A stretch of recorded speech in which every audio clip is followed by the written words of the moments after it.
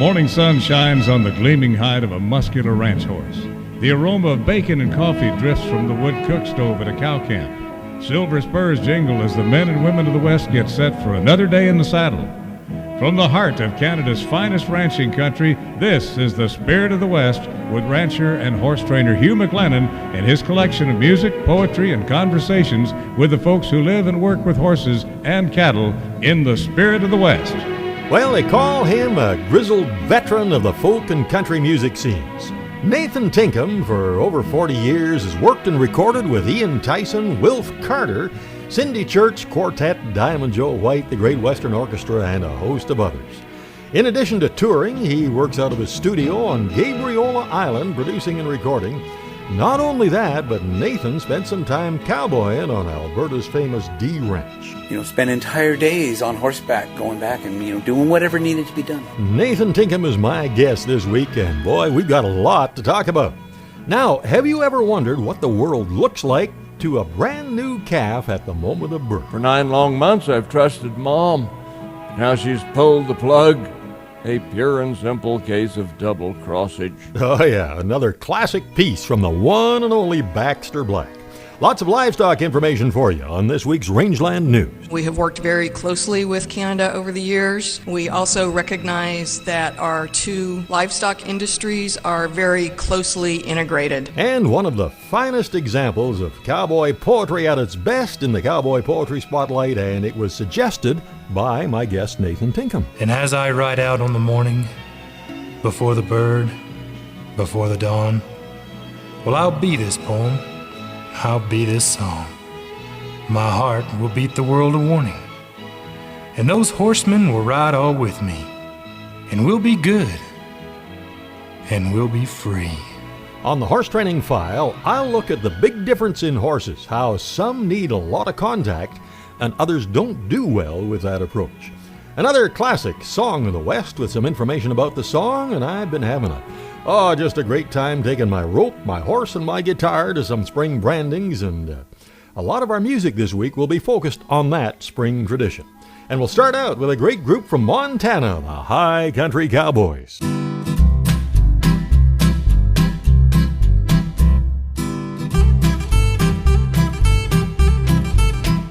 Oh, the morning sun is rising and the roundup time is nigh. Time to round up all the doggies, rope and brand their hides. Saddle up your old cow pony, pull the cinch up good and tight. Build a branding fire, get it burning nice and bright. Ooh, build a loop and rope a string. Ooh, there's a lot of work to be done today. Dally up that calf and drag it through the sagebrush and the sand. For the work will not be over till each doggie wears a brand.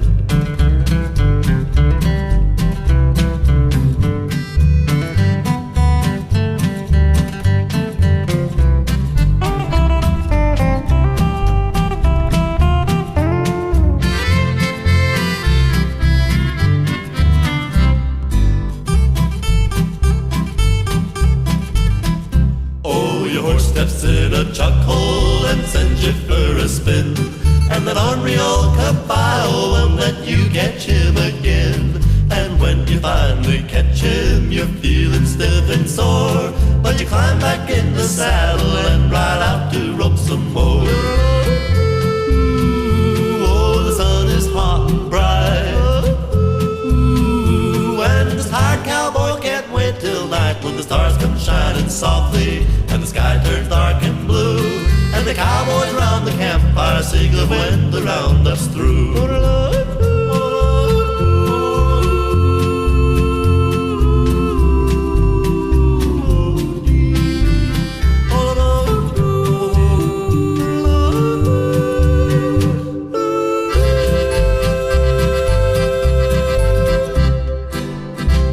Yeah, that's a great group, three fellas from Montana.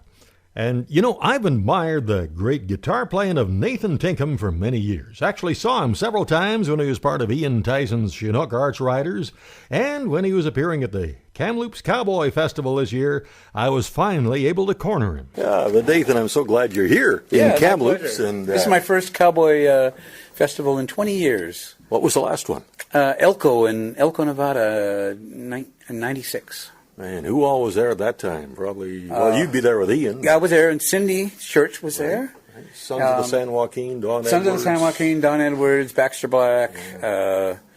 Yeah, I mean, it's kind of a blur because I did so many of them. Ramblin' Jack Elliott. Oh, my gosh. My favorite, Buck Ramsey, who passed away the year afterwards. He was my special guy there, you know. He wrote a piece of poetry he called Anthem. Yes. You ever heard that complete? You know, I have heard that complete, and it's something I would have to go back and reread, because he was an academic, but at the same time he was a feeler. He felt things, you know, and a great singer. Yeah, you know, from his I have great memories of. I used to hang out with Buck a lot. Anyway, yeah, that was the whole thing, and it was way bigger. I hadn't been for a few years, and it had gotten way bigger than the time I was there before. But I've got quite a bit of his stuff on cassette that he sent to me back in the early '90s. Right. Really neat stuff. And that anthem just captures whatever it is that makes these very capable young men and women choose to live the life of a working cowboy on a working ranch when they've got enough smarts to be a success at anything they put their hand to. But there's, Buck captured what it is about that life in that. Yeah, and oddly, I mean, he was crippled since he was like 21. He was thrown off a horse, and he was in a wheelchair his whole life. But I guess he was a wild young cowboy. Yeah. And rolling uphill from Texas. Rolling uphill from Texas is right. Yeah. He was just a fine gentleman. Yeah. And we will feature a masterful recitation of Buck Ramsey's poem Anthem in the Cowboy Poetry Spotlight. Nathan was really impressed with the cowboy skills of a guy he rode with out on the eastern slopes, so much so that he wrote a song about him, and you'll hear the song and Nathan's memories of that cowboy when the Spirit of the West continues right after this. Welcome back to the Spirit of the West. He has been described as a grizzled veteran of the folk and country music scene, also known as a masterful guitar player, and he plays dobro and steel too. But more than that, Nathan Tinkham spent some time cowboying on the eastern slopes. Tell me a little bit about your days back at the D. At the D? Yeah. Yeah, well, like I said, I met Curly Bob in the Longview bar, and Cindy and I were down at the bar, and she said, oh, I really like your scarf. He goes, oh, he took it off and gave it to her. Wow. Yeah.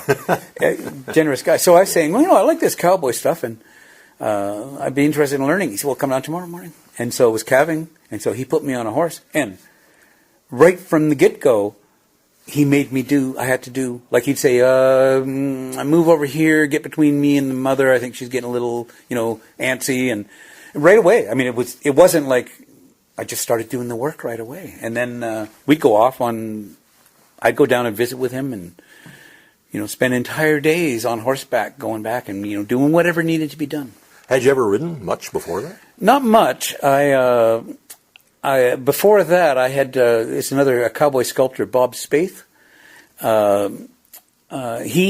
I talked to him and he gave me riding lessons, which was basically the two of us would saddle up and go off on the prairie, and he'd tell me what I was doing wrong. Oh, yeah.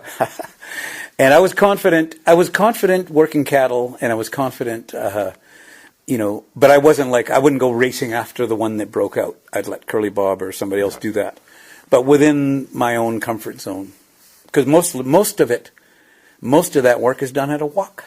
Well, that's right. That's what the top hands and the guy that has spent... Well, it's a parallel to music, in a way. It's exactly the more parallel. you get done with less effort and expend the least amount of energy possible. And wear off the least weight off the cows. Well, naturally. Yeah. So you lose a pound, well, that's going to... if you make them run, they can lose 5 pounds. Oh, yeah. Yeah. And I just love watching these real... just these guys that have done it all their lives, and they've learned the hard way that they'll hardly ever take the horse out of a walk. They're anticipating that cow tips her ear one way. She's thinking of that. The horse takes a half a step.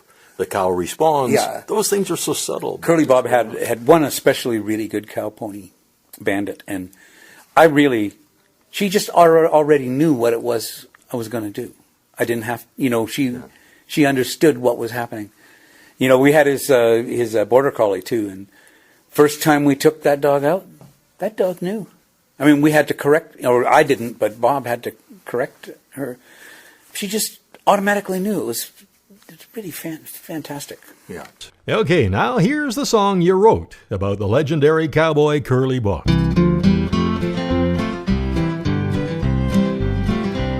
In southwest of Alberta, just as the sun comes up, Curly Bob is sitting, sipping from his coffee cup. Well, he leans and pats old banjo. He says, "Come on, girl, let's go. We've got lots of miles to make before this day is through." Well, he walks across the pasture to the horses by the barn, catches Bandit, leads her in, and throws her saddle on. She takes the bit, and then he picks the reins up from the ground, steps into the saddle, and brings her head around. Curly Bob goes riding, riding, riding on the deep, through the gates, heading west as free as you please. Well, he loves to make his pony lope the foothills of the eastern slope. Curly Bob goes riding on the deep.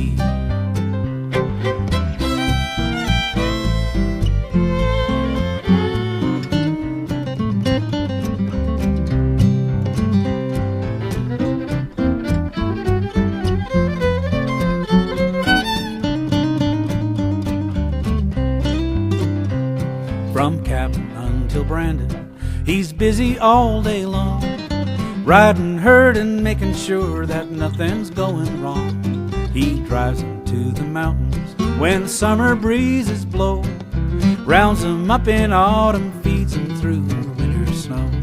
Well, there's some that say the cowboy way has gone beneath the plow. Curly Bob ain't heard that, he's too busy punching cows. Well, years will pass and times will change, but you will always see Curly Bob out riding on the deep. Curly Bob goes riding, riding, riding on the deep, through the gates and heading west as pretty as you please. Well, he loves to make his pony lope the foothills of the eastern slope. Curly Bob goes riding on the deep.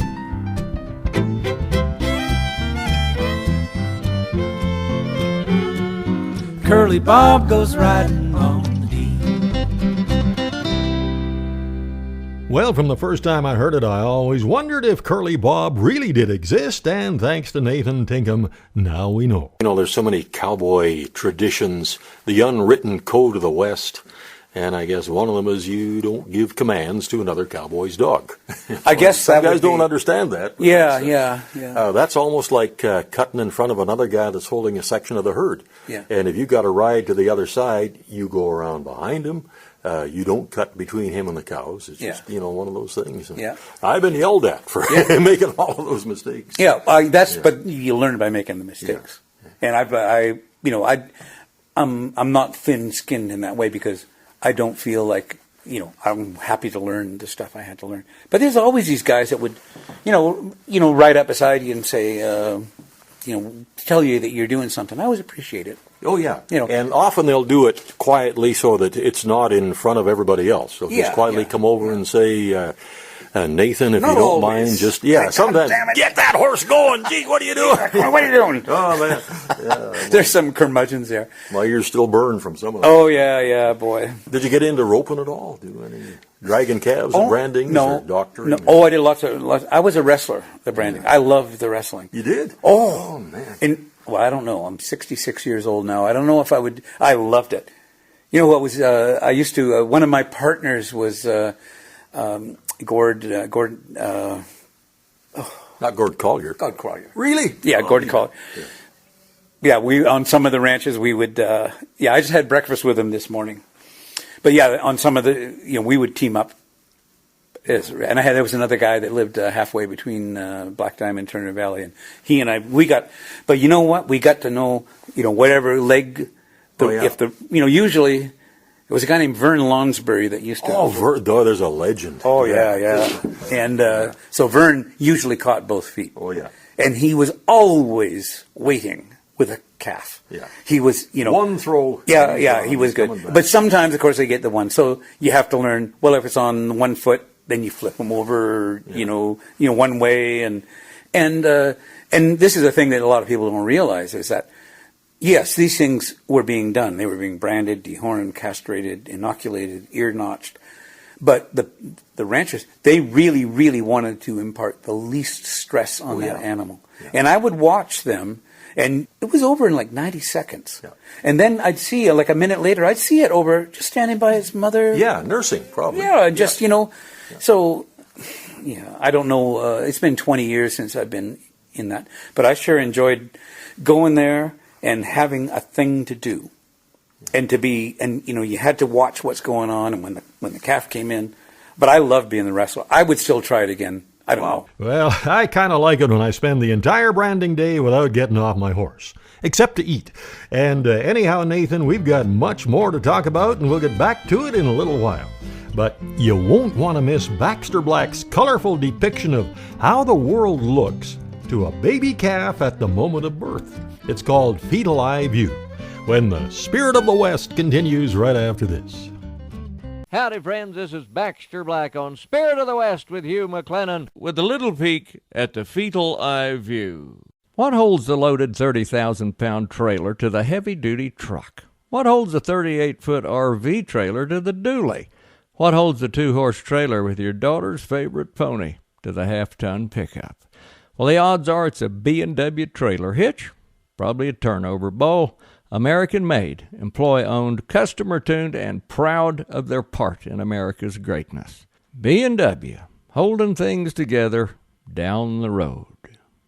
It's calving season around the country. Well, we all have a little compassion for the mama cows, and I think empathy for livestock people who attend at all hours and occasionally have to assist in the pulling of a calf. But how many of y'all have ever put yourself in the calf's position? Say, anybody got a light?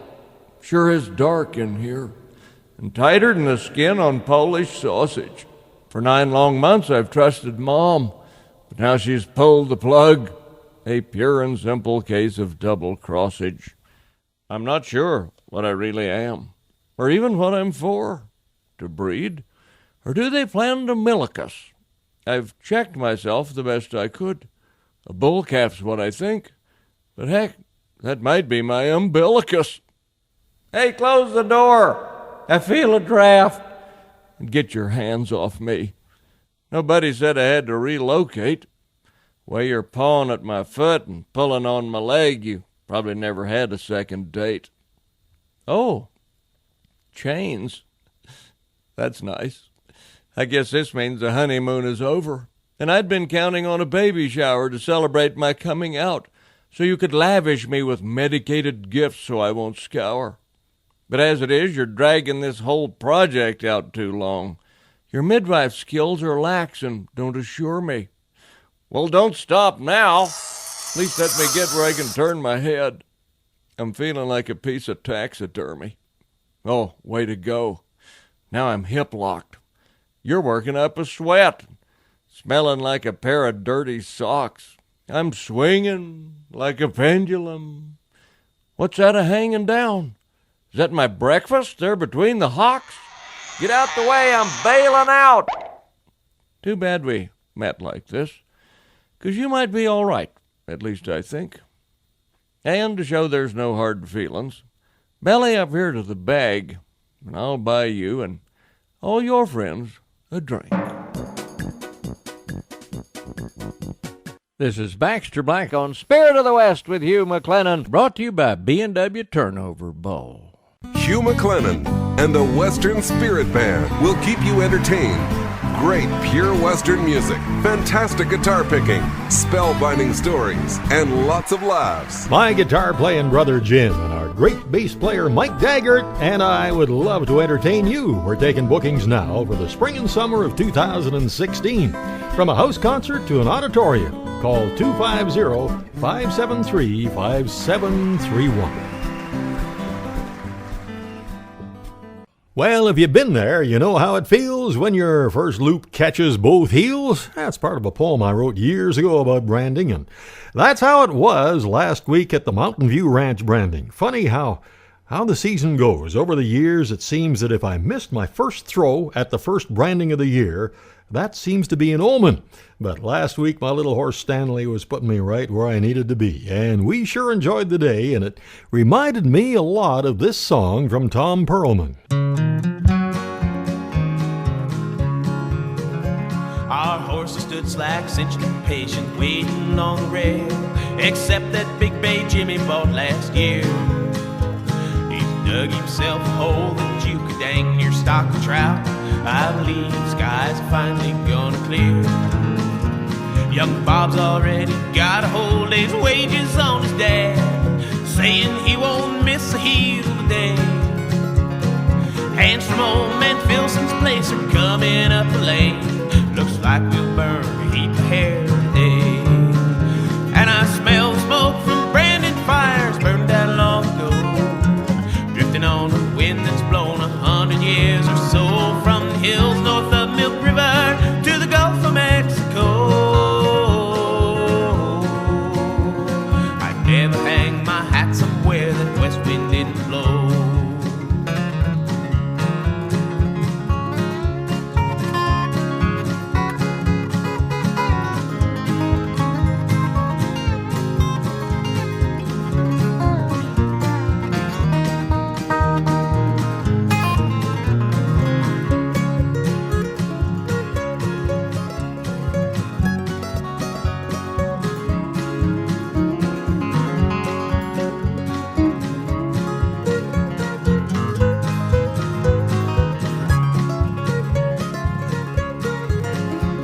Things ain't the way they used to be when Granddad was a kid. Damn few outfits run a wagon anymore. And bit by bit the range is being slowly whittled down till nothing's quite the way it was before. But the Rocker 60 old KG and others of the breed remind us all how things used to be. And as long as we keep spurring down those trails of yesterday, that west wind will carry more than memories. And I smell the smoke from branding fires burned out long ago, drifting on a wind that's blown 100 years or so from the hills north of Milk River to the Gulf of Mexico. I'd never hang my hat somewhere that west wind didn't blow. Never hang my hat somewhere the west wind didn't blow.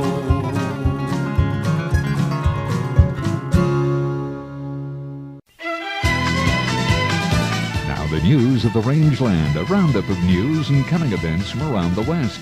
We'll tell you what's new under the western sky right after this word from the cattlemen of Western Canada.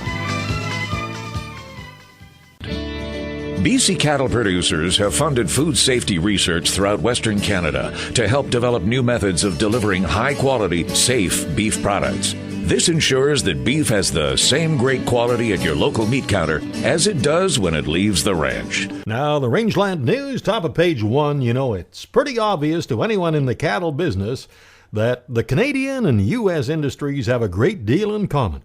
I don't think any event emphasized this more than the BSE situation in 2003, except maybe that long drawn-out cool debate, but things are looking better. Listen to this report from Rod Bain.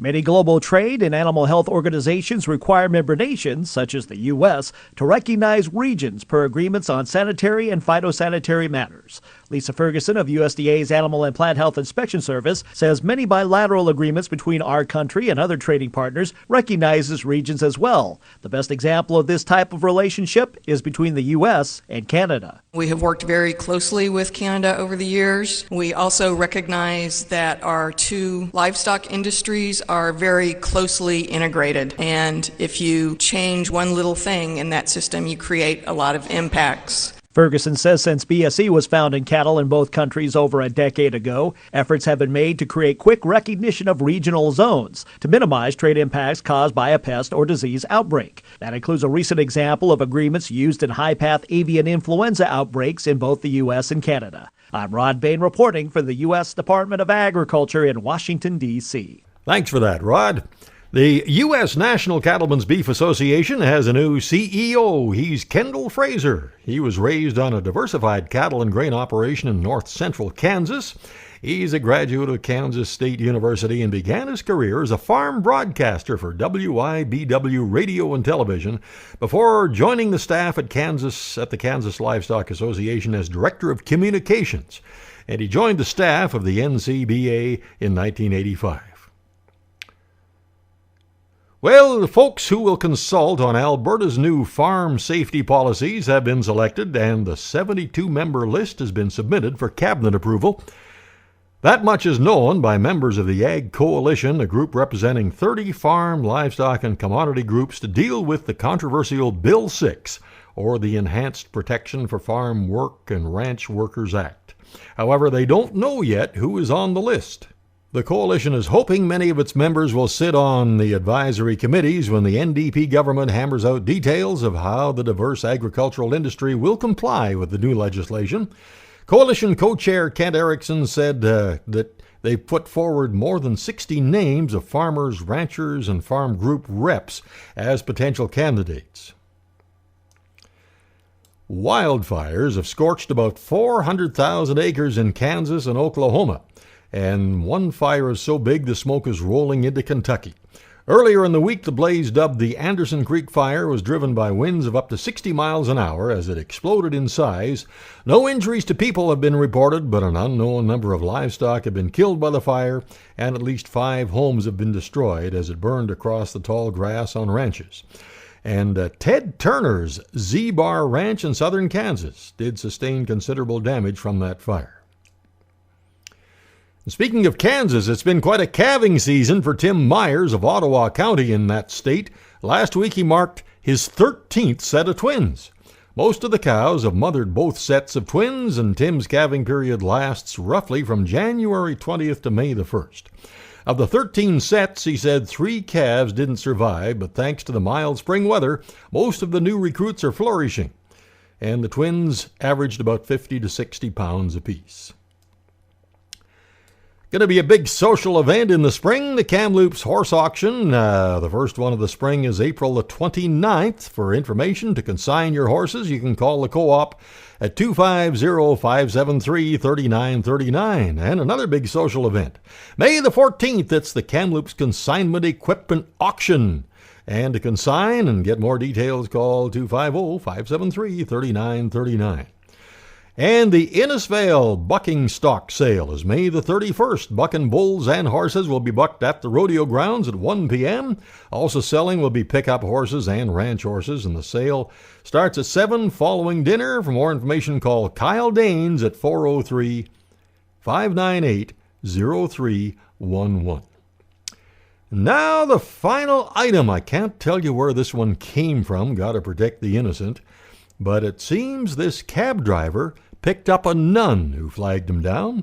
The nun got into the cab and noticed that the very handsome cab driver wouldn't stop staring at her. So the nun said, "Why are you staring? Is something wrong?" And the cab driver said, "Well, nothing wrong, but I do have a question to ask, but I don't want to offend you, sister." And the nun said, "My son, you can't offend me. When you're as old as I am and have been a nun as long as I have, you get a chance to see and hear just about everything. I'm sure there's nothing that you could say or ask that I would find offensive." Well, the driver said, "Here it is. I've always had this fantasy about having a nun kiss me." "Well, let's see what we can do about it," the nun said.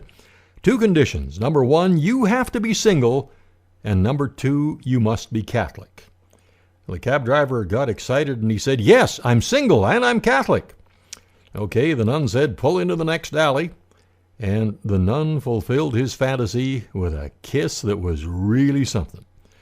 But when they got back on the road, the cab driver started to cry.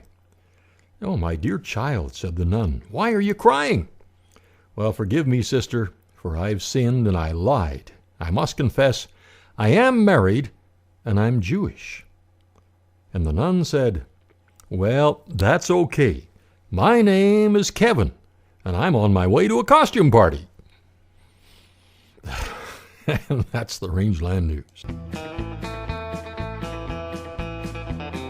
Coming up on the Horse Training File, I'll look at how some horses need close contact and constant direction, and others do much better with less pressure and less contact.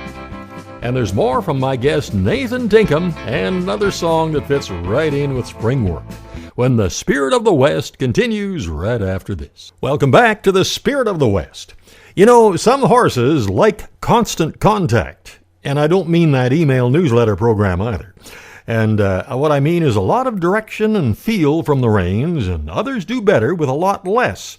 And knowing how the horse you're riding fits into this makes a big difference. That's the discussion on the Horse Training File coming right up. First, though, now for those of you who've been asking about the next Spirit of the West cruise, I'm happy to tell you that it will take place in June of 2017, and the whole gang will be going way up north to Alaska, way up north to Alaska, north to Alaska, we're going north for Russia song. North to Alaska, we're going north for Russia song. That's right. My wife Billy and I will be hosting a great group of Spirit of the Westers aboard the beautiful Holland America ship, the Noordam. And we'll sail out of the spectacular Vancouver Harbor, visiting Ketchikan, Juneau, Skagway, Glacier Bay, and then we'll have 2 spectacular days of sightseeing in Denali National Park. Then we'll board the magnificent McKinley Railroad with their sightseeing dome cars and hopefully have a good look at North America's highest peak, Mount McKinley. And then it's on to Anchorage. We'll have our Western music concerts, sing-alongs, great food, and it's a trip that's been on the bucket list of a lot of folks for a long time. And this is important. You can save over $200 a person if you book before the 1st of May 2016 this year. Hey, that's a $400 savings per couple.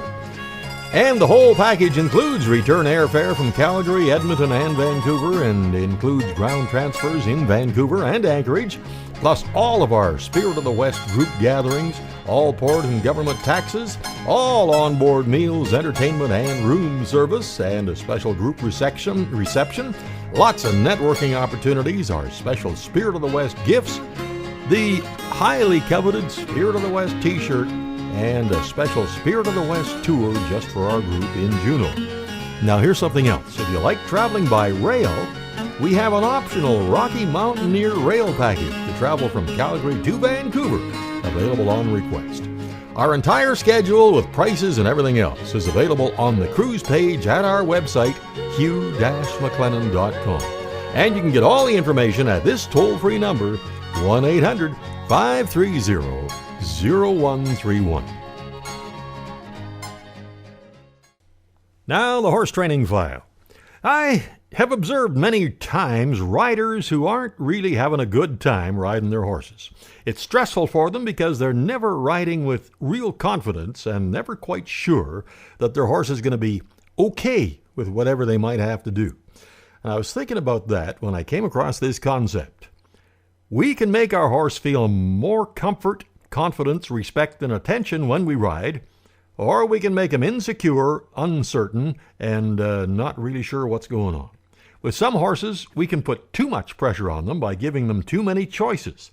And with some horses, we can make them insecure and uncertain by doing the opposite, not riding with enough purpose and communication through the reins, our seat, our legs, and our body position. The problem often is that the rider has ridden a different horse with a different temperament and a different set of reactions, and they ride a new horse the very same way, assuming that one size fits all or one approach fits all. Now, it doesn't really help to go down a path that is some other rider or horse's problem. The real solution is to accurately read your horse's attitude and personally understand what he needs. Good trainers and good working cowboys who ride a variety of horses figure this out fairly quickly, sometimes with help from another cowboy who's more familiar with that horse. They might say something like, He's really comfortable with a pretty loose rein, and he doesn't need a lot of firm cues. Or boy, he's insecure. He needs to know you're in charge and feel lots of contact. And if he doesn't think you have an agenda for him, he'll come up with one of his own. Both types of horses can be just fine in the right hands, but they'll be much happier with a rider who knows what they need. Now, I know what our horses need, and they thrive on it. That's that daily feeding of Hoffman's Horse Ration. You can find out more at hoffmanshorseration.com.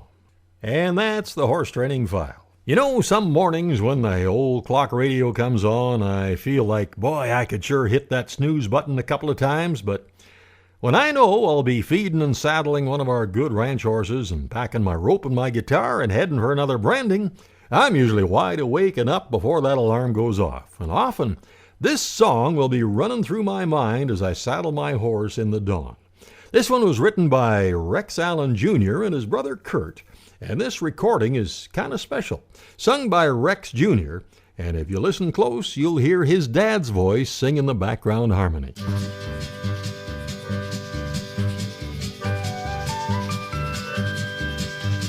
Up every morning at the break of day, you'll hear a big-bearded cowboy at the chuck wagon say, "Gather round, boys, the coffee's hot on the fire. There's a full day of branding, we're heating the irons. I want to smell that scorched hair and burning hide. The horses are grained, you know they're ready to ride. Roll up your bedrolls and jump in your boots. Daylight is a-wasting, boys, it's out of the chutes. Come on and ride, cowboy, ride. Roll up your rietas and pull your sombrero down tight. We're gonna ride, ride, ride where the trail will wind. You better drive, drive, drive or we'll leave you behind. Come on and ride, ride.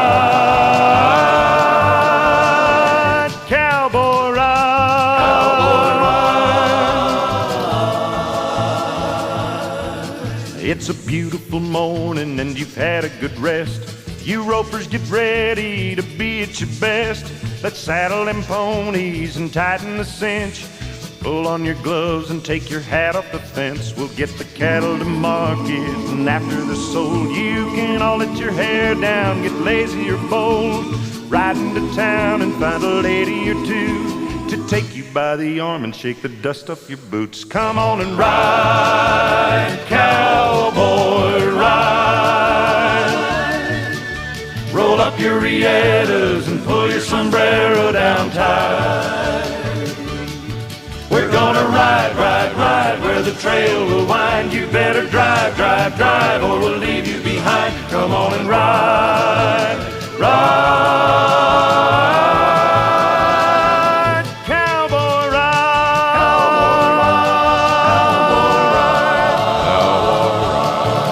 ride. Okay, now let's get back to my guest, Nathan Tinkham, kind of a legend himself. Now, how long were you at the D Ranch? Well, when my friend Curly Bob, when he was there for as long as he worked there, which was, quite a few years. Yeah. And that would be a thing when I had time off. I'd just go down and whatever was happening that day, I'd go and we'd, lots of times we'd go back up into the mountains and we just ride along and talk most of the time. I still go up and see him. He lives up in Grassy Plains. Right? He's got a place, his own place now, and up by south of Burns Lake. Oh yeah. Fantastic place. Wow. You got to take a ferry across Francois Lake, and it's very neat. So I still get up there, not as often as I'd like to, but. Were you playing music at that time too? Yeah, I was playing with Ian. Oh, okay. So you're doing the Ranchmans and. Yeah, that was the ranch. Then there was a thing. Yeah, at that time Ian was doing the Ranchmans, but that was a great gig because, you'd be playing like literally we're playing between the strippers at some northern Alberta bar, and then all of a sudden we're in Greenwich Village with Tom Russell's band opening for us, and all these these people, so, and then we're in Elko, and so it was a very. That's how I always feel about, I feel like I've been a soldier in the trenches, for the last 45 years. I started out as a street musician in Victoria, and I worked up through bar bands, and then I met Diamond Joe White. Wow. If you remember him. Oh, yeah. He's on that compilation CD that Roy Warhurst put together from the Glenbow. But Joe had at one point he had a real promising career, and he put a 7-piece band. We had a 7-piece band, and we go out.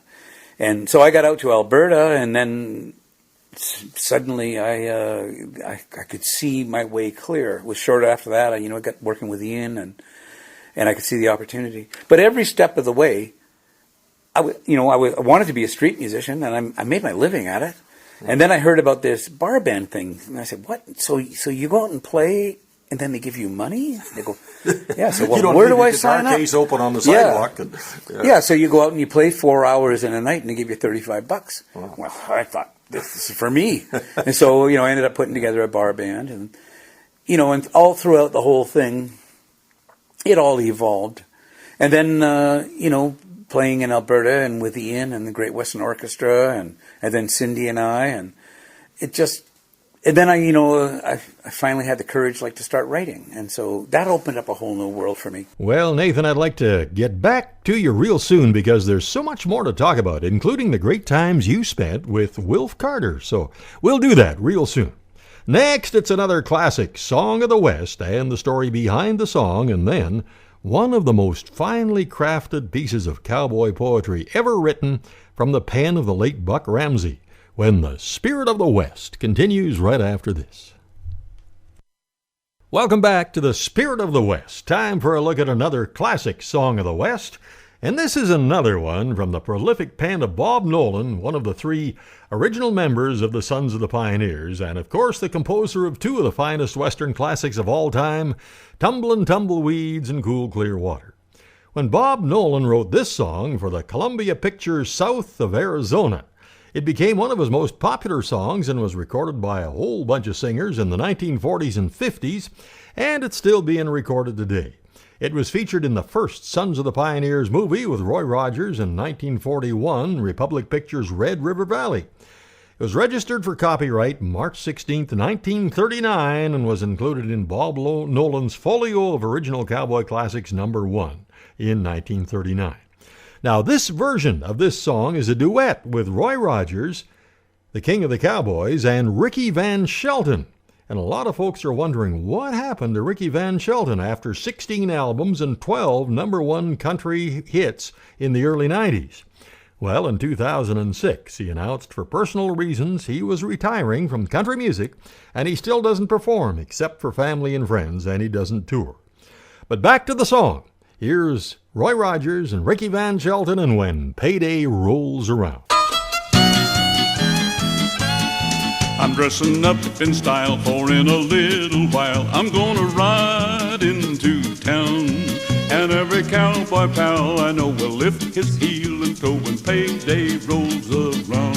And so I'm feeling fine because there's lots of time until we're all homeward bound. You work and slave with cattle, sweat and swear in battle until payday rolls around. What does a cowboy do when all of his work is through? Just what I'm gonna do now. With money to spend and jingle off into town to mingle with all my friends I allow. Maybe my blue-eyed gal will wait for her bronco pal and ride over the hot desert ground.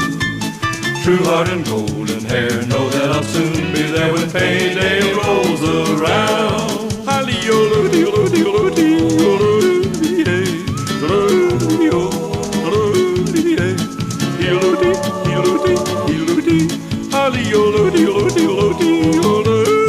I'm dressing up in style, for in a little while I'm gonna ride.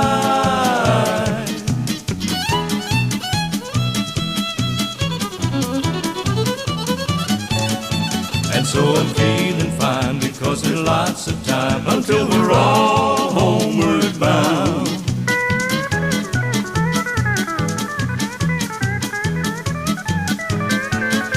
I'm dressing up in style, for in a little while I'm gonna ride into town. And every cowboy pal I know will lift his heel and toe when payday rolls around. And so I'm feeling fine because there's lots of time until we're all homeward slave with cattle, sweat and swear in battle until payday rolls around. Till payday rolls around.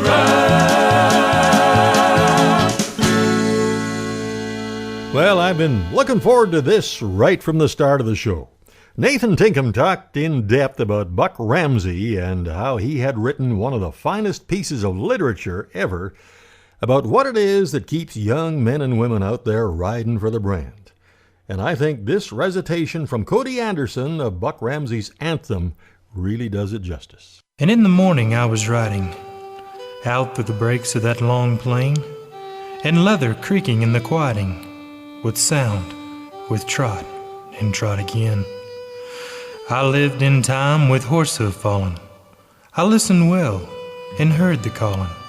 The earth, my mother bade to me, though I would still ride wild and free.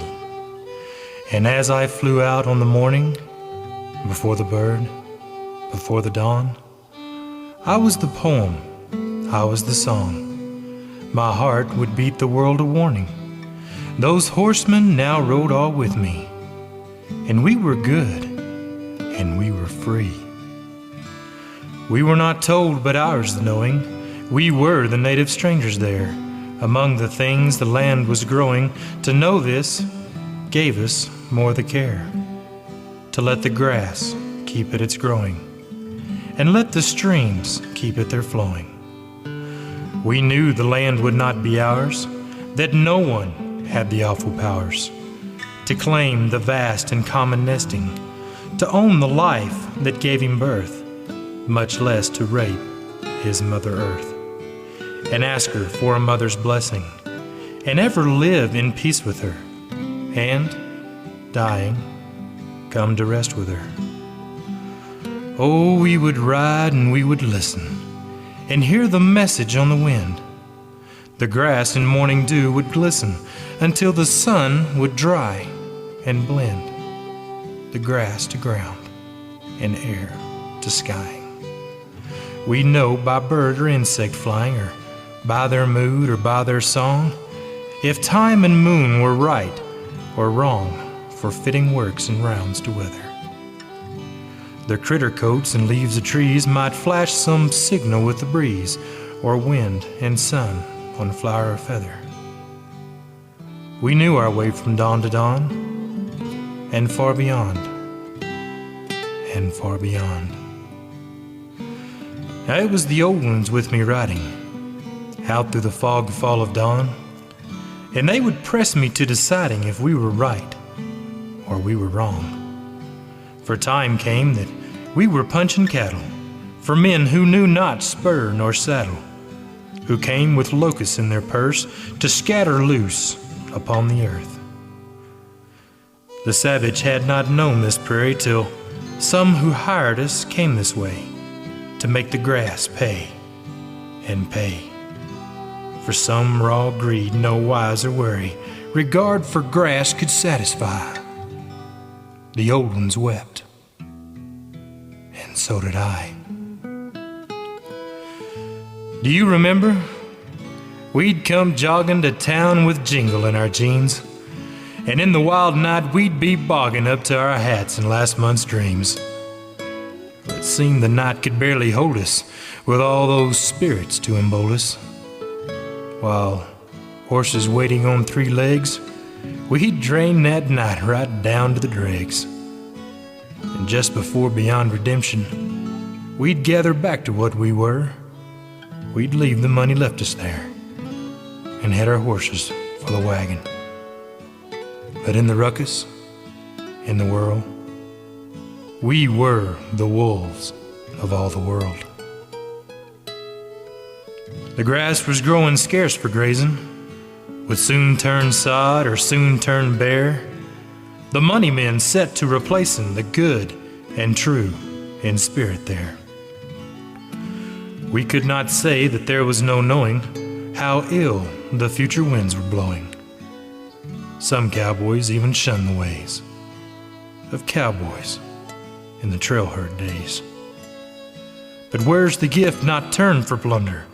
Forgot That we are what we do and not the stuff that we lay claim to? Well, I dream the spell that we were under.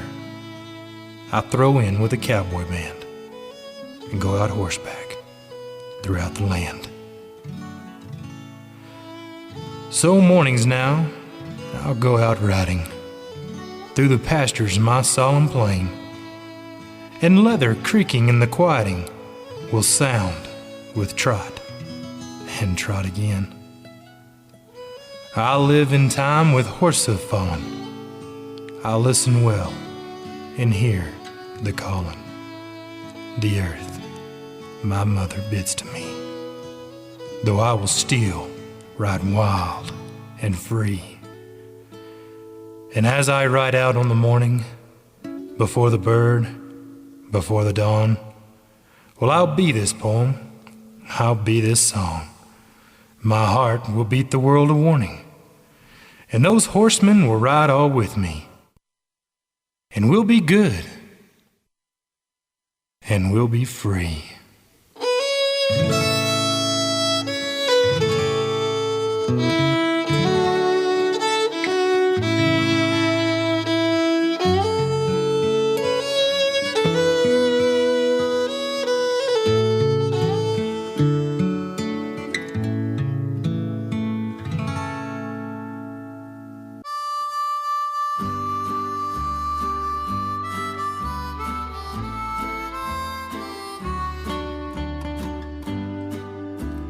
Well, thank you so much for riding along this week, and I sure hope you can join us right here next week at the same time. And thanks again to our great support crew, Mark and Kathy McMillan. You can find out all about them at meadowsprings.com. And you know, there is great reading in the latest issue of Alberta Beef Magazine. You can keep up to speed no matter where you live if you're interested in the cattle business. Great columns, opinion pieces, and lots of bull sale ads and everything else. You can subscribe online at albertabeef.ca or by calling 403-250-1090. And be sure to check out the latest issue of Canadian Cowboy Country Magazine at your newsstand or subscribe online at cowboycountrymagazine.com or call 1-800-943-7336. And you'll find a pretty good picture of my wife Billy riding a pretty good horse in the current issue, and a true story about some of the adventures and wrecks she survived. Till next week, I'm Hugh McLennan. Hope to see you down the trail somewhere real soon.